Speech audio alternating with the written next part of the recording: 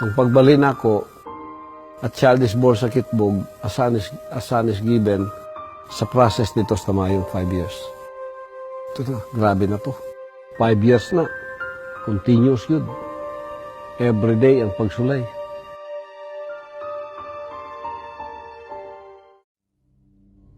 So I went there, not knowing what is in the future for me.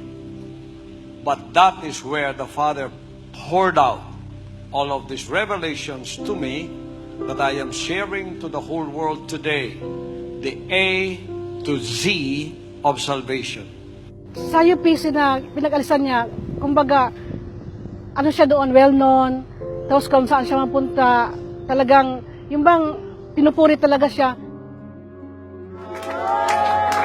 Sa kantong na ano yung si Pastor, daghan na siya mga persecution na nadawat.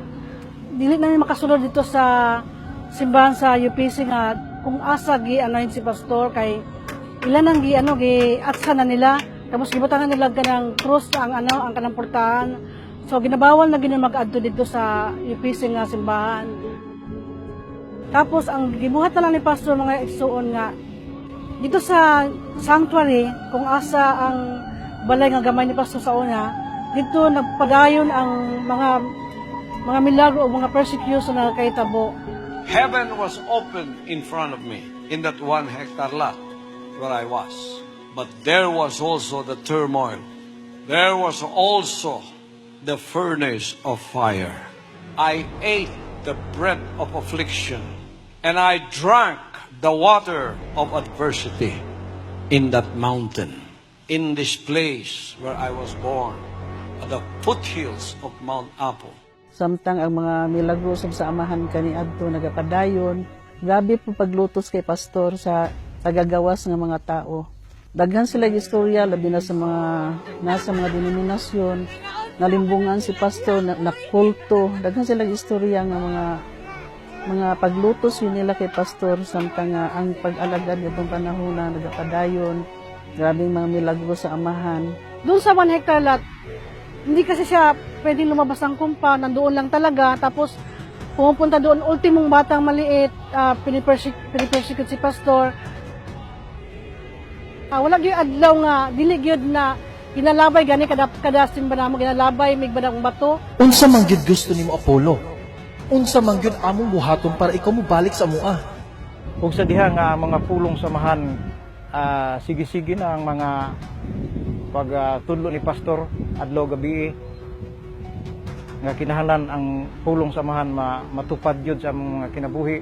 Tapos pinubanan sa mga pagsulay mato mga igsoon ni Pastor ilang sulayon si Pastor nga kinahal mo balik sa UPC apan si Pastor naka-desisyon na siyang kaugalingon.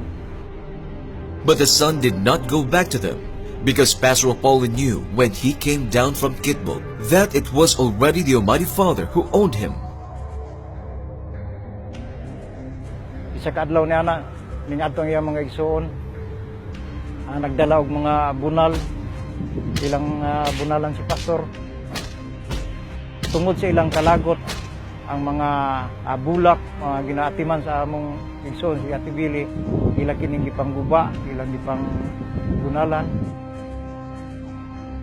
kung nakita namo nga niadtong tungora si Pastor wala gilain siyang ginasangpit kundi lang amahan nagadayeg lang siya kanunay amahan dalay kung kasulay katapusan. Kato mga iso ni Pastor nga mo adto didto aron mo lutos kang Pastor. Pag abot nila didto, mangita sila kang Pastor. Mao na didto yung igsuon nga, oh, naang bato. Kining bato himuag tinapay. Kay anak man ka sa Dios.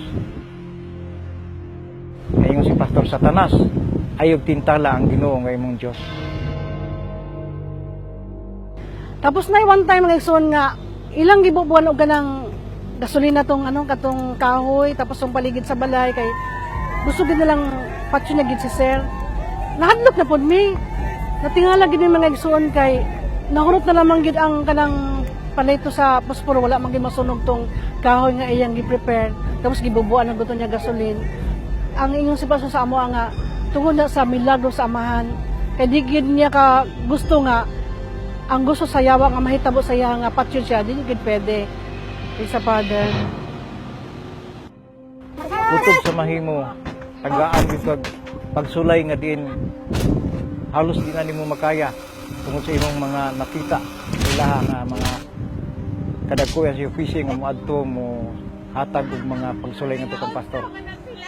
Ilang isulti sa mo nga nangabuang na daw mi tungod kay naalam mi sa 1 hektarlat ilang makita ya tinural nya bawal sa mo ang paggawas tungod kay mo man ang kabubuton sa mahan nga pinagi kang pastor. Tungod kay amo pong nahuna-huna nga di ay ang training ni pastor sulod sa 5 years di pud pwede nga malangan si pastor tungod sa amoa. Muna nga kami sunod lang kay ingon si pastor. Kung gusto mo kaluwasan, sunod lang. Patay laing buhaton mo sunod lang. Daygon ninyo ang amahan. Tungod kay ipakita sa amahan sa tibuok kalibutan kining atong ginabuhat diri. Ni atong tungura sa 1 hektarlat ang tibuok kalibutan na among giampo nga makita namo ang nagkalain-laing rasa nga mo surrender sa anak, mo adto sa anak aron makiguban sa anak sa tinuod nga pagsimba sa espiritu ug kamatuoran.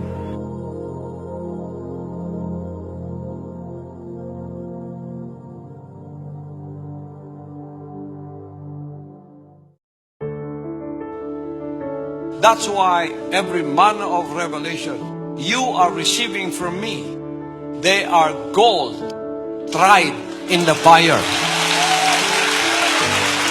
They did not come to me that easy. Satan, Lucifer, the devil was there every minute, every second, every hour, every day of every year. In those 5 years that I was there, the adversary was there. He made life very, very difficult for me. There is no more vacuum in the middle. There is no more question marks left in the history of mankind to find salvation. From A to Z of salvation, it was all revealed to me. But not that easily.